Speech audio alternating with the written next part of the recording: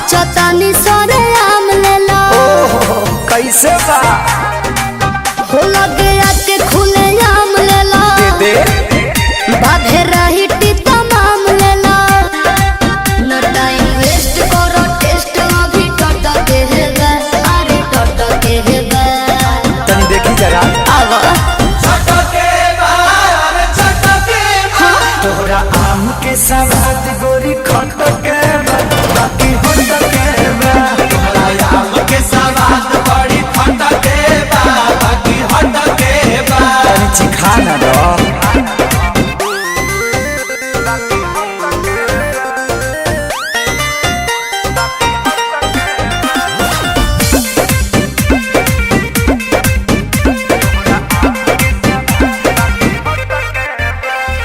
खेत खाना दानी बा बाप के बागानी बा ओहरे बागाने के आम बा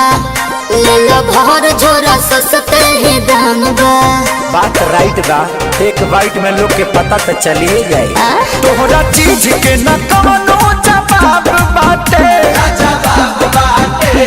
हिसाब बाटे चलो तहरा खाती दू चार पैसा घट के बा अरे घट के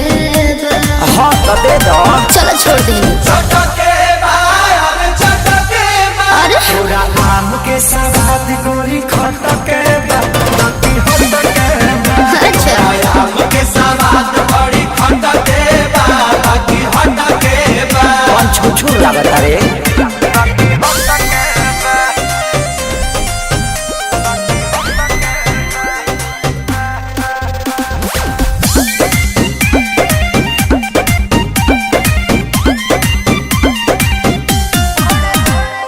बड़े बड़े साइज बा भावना न जायज बा सौदा बा पाकल न कांच बा अच्छा। वक्त कहता ने अभिनव सच बा